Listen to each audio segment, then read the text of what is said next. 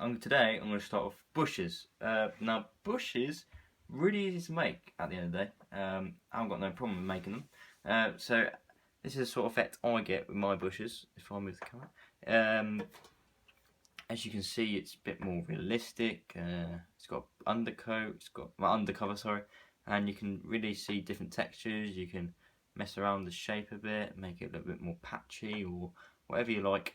But yeah, that's the sort of effect I get on my layout for my bushes. Now, to make these bushes is really simple. You got to use a material called polyfiber, which can be found at model shops, online,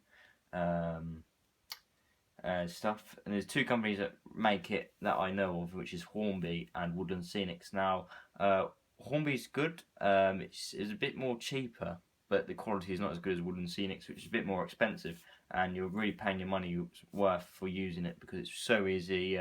It's easier to work with, and it's just better quality, and you can do a lot more of it.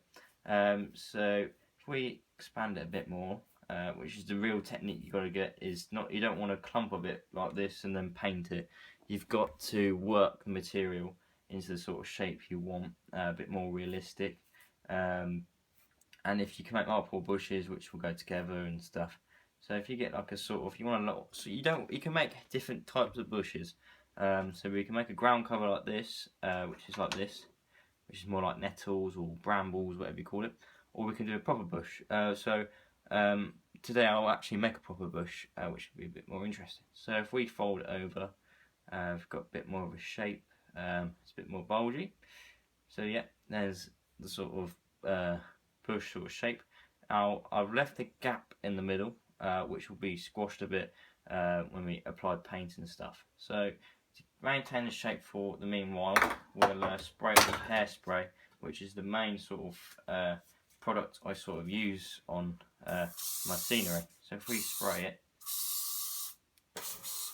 you can be any.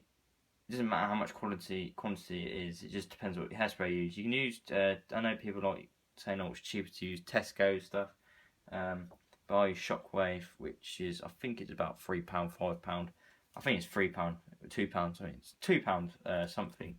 And it's the Stronghold stuff. You find the girls section at Boots. I'm not implying anything there, but you can use this stuff, and it's just really good stuff. It's, as it says on the bottle, ultra strong, powerful hold.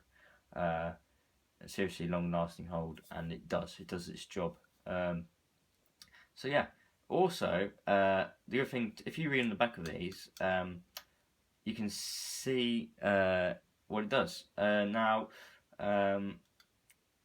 UV protection. Now, for scenery, that's a big factor, because the problem is when the sun gets on scenery, it sort of discolours it.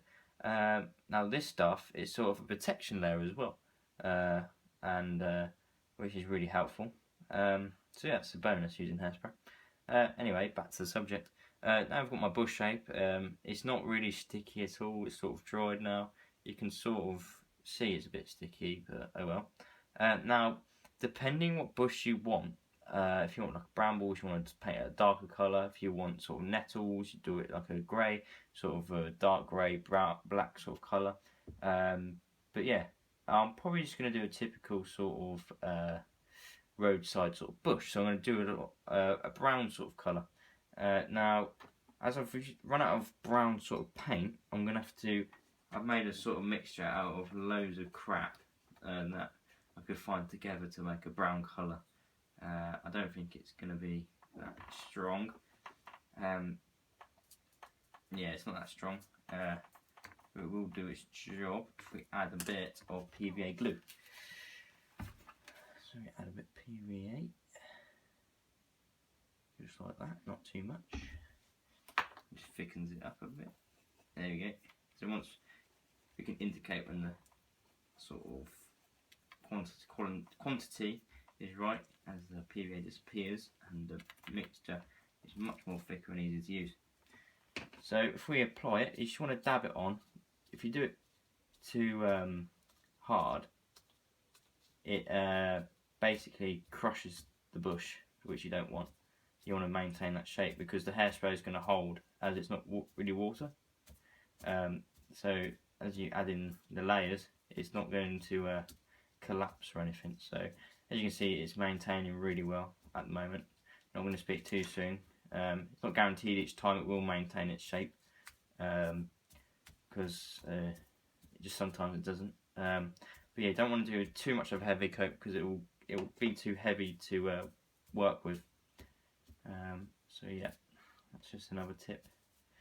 It doesn't matter if green goes through because the bush is going to be majority green anyway. This is just like an under sort of skin, which is just a bit more effective. As you can see in bushes and roadsides, like this picture, they have basically you can see the sort of underbush of the brambles and stuff veering the sort of roots and stuff. So I don't know what I'm on about. Sort of just mumbling out at the moment, which is really annoying. So yeah, so once you've got your bush sort of dry brushed into a sort of brown colour, as you can see, it's sort of taking shape. You could leave, if you're making like a snow layout, you would leave it like this and sprinkle snow on it. But as you say, if you want to really thicken it up, you want to add some scatter. Now this stuff, I use a blend of fine turf by Wooden Scenics, and this sort of a dark green by Wooden Scenics as well. You can use sawdust, which is a bit more realistic, but it's just I can't find it anywhere. Which is painted already, which is brilliant stuff and looks like leaves, but yes, it's just easier to work with at the moment. So you can just go ahead and apply it. I'd add a bit more PVA so it's got something to hold on to. Normally you would do the underside as well to thicken it up, but in this case you don't really need to because you won't see it. So if we sprinkle that on, make sure you get a fine coating. You don't want sort of clumps falling on it, but you know, you can use that as a vector advantage, which is good as well. So if you can make it a bit more thicker areas, just sprinkle. You can put a heavy coat on, and then you just want to sort of pat it down a bit so it gets all through the holes and stuff. Give it a good shake. There you go, wine bramble bush, or a roadside bush, or whatever you like to call it.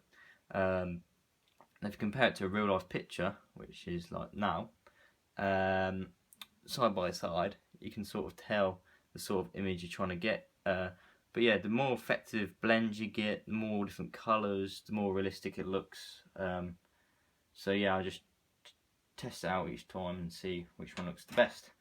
So yeah, thanks for watching, guys. I hope you like this video. Please watch my next video, which will be ground cover, which is basically doing my grass and stuff. So yeah, thanks for watching. Please subscribe and comment.